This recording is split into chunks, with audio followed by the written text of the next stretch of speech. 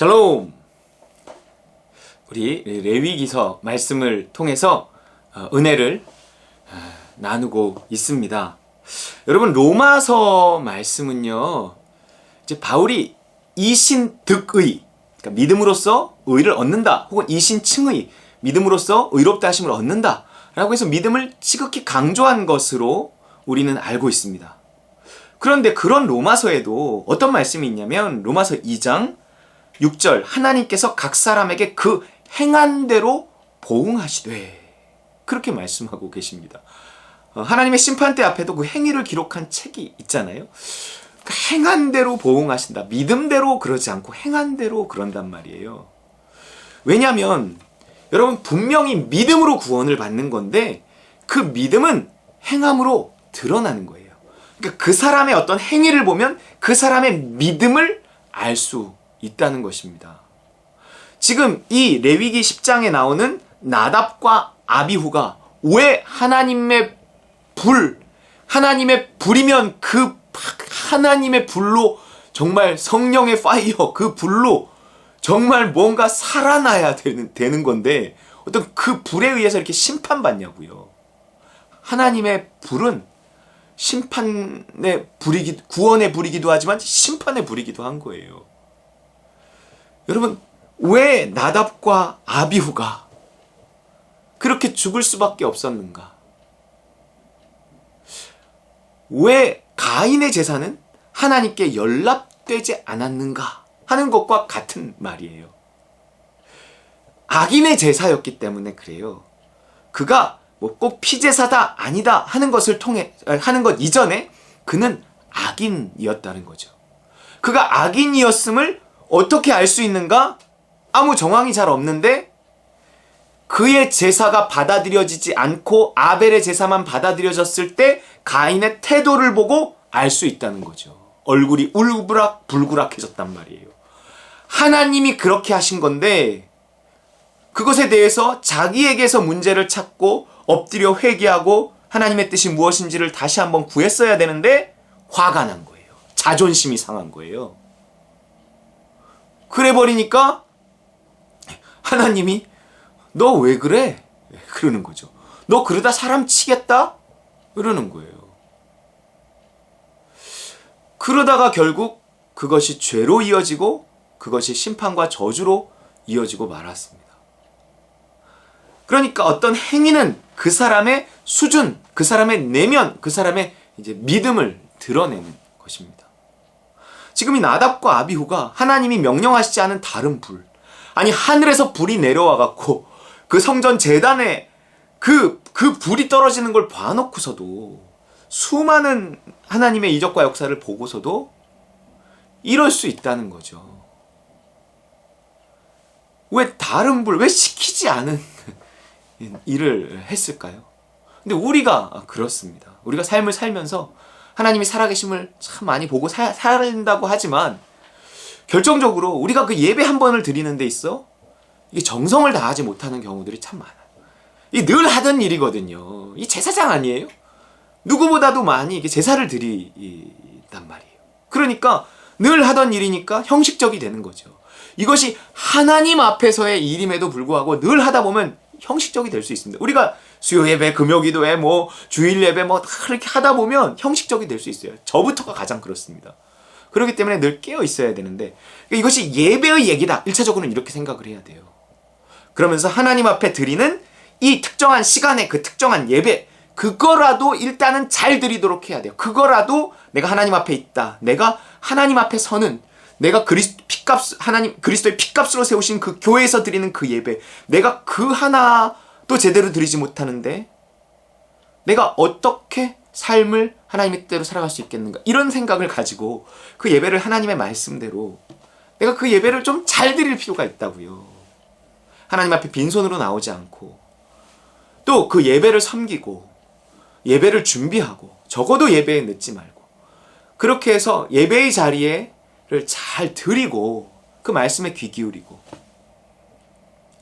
그렇게 예배를 잘 드리는 것을 통해 하나님이 예배를 잘 드리라 그랬거든요.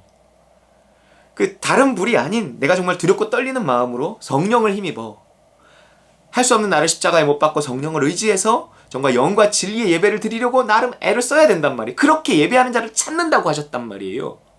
그렇게 예배하지 않는 자는 버리는 거예요. 그러면 여러분, 그 예배 한 번이 그래서 이렇게 중요합니다.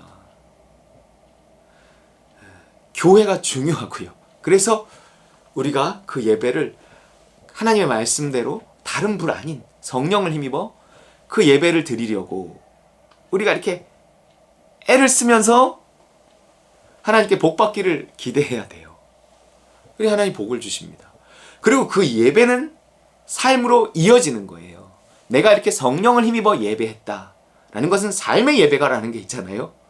삶의 예배가 있어요. 우린 일상이 다 예배가 될 수 있습니다. 근데 시간을 정해서 드리는 그 특정한 시간에 특정한 예배를 내가 영과 진리로 성령을 힘입어 인도하심과 도우심을 하지 못하면 삶을 절대로 그렇게 영적인 삶을 살아갈 수가 없습니다. 정말이에요. 그렇기 때문에 최대한 예배를 하나님 앞에 잘 드리려고 애를 써야 하고, 그래야 내가 사는 길이고 복을 받는 길입니다. 아니면 죽는다니까요. 불이 나와서 죽어요. 하나님에게서 멀어진단 말이에요. 그러면 예배를 제대로 못 드리는 사람의 신앙이 잘 자랄 수가 없습니다.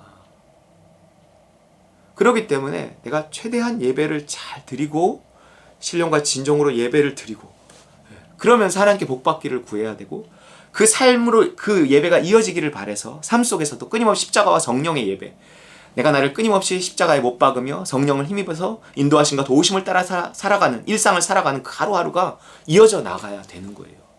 여러분, 우사가 왜 죽었습니까? 우사 아시죠? 우사.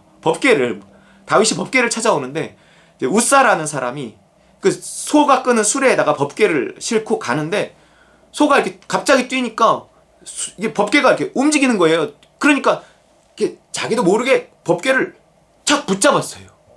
즉사하고 말았습니다. 마치 고압에 감전된 것처럼 즉사하고 말았어요. 왜 그랬을까요?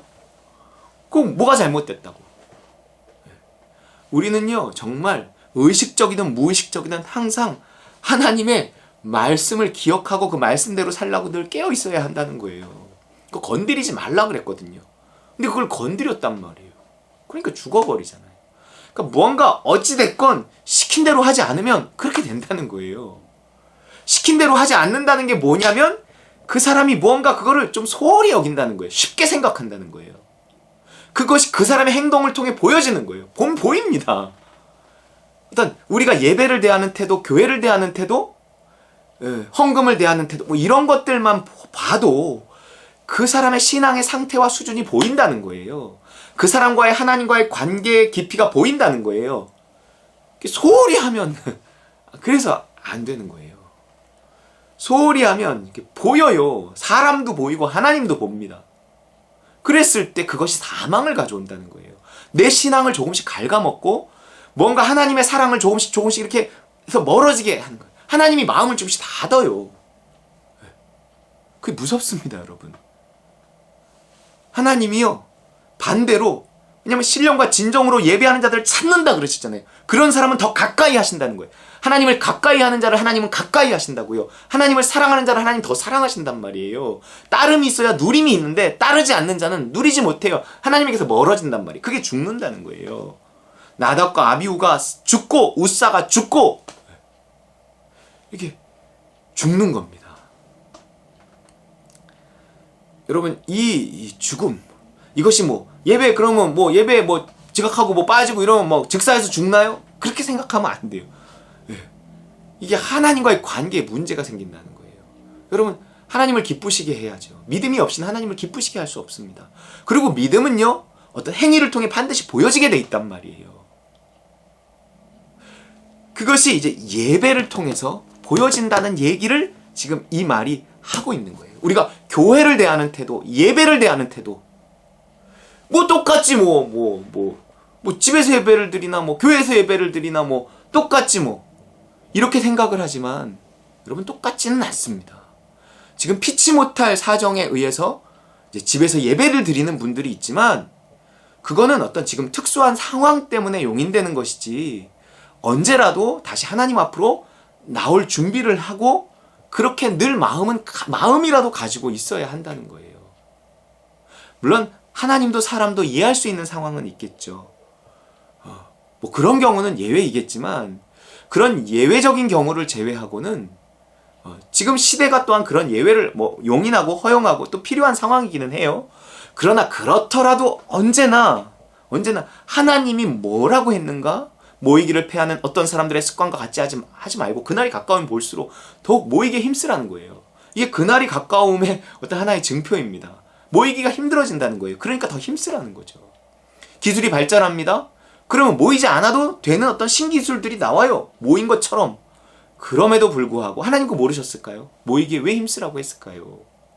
교회의 본질은 예배이기 이전에 모임입니다. 모였을 때 무언가 일어나는 게 것 중에 이제 중요한 게 예배인 거예요.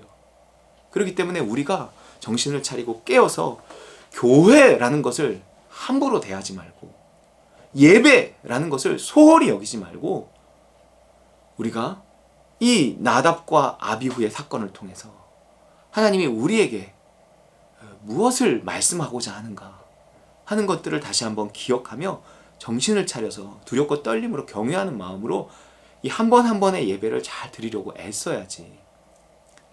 그렇지 않으면 결국 하나님에게서 멀어지고 어느 순간 내가 정말 죽음이 찾아옵니다. 육체의 죽음이면 다행이게요. 영의 죽음이 찾아옵니다. 신앙이 없어져요. 그것만큼 무서운 것이 없습니다. 그것만큼 큰 저주가 어디 있습니까? 버림받는 거란 말이에요. 그럼 우리가 정신을 차리고 깨어서 정말 예배의 자리를 굳건히 지키고 정말 두렵고 떨리는 마음으로 예배하고 정말 성경에 기록된 대로 또한 하나님께서 믿음 주시는 대로 믿음이 있으면 다 괜찮습니다. 그러나 그 믿음은 말씀을 근거로 해야 돼요. 믿음 주시는 대로 다른 불이 아닌 성령을 힘입어서 그렇게 한 번 한 번 예배하며 그 예배가 삶이 되어지는 저와 여러분 되시길 주의 이름으로 축원합니다.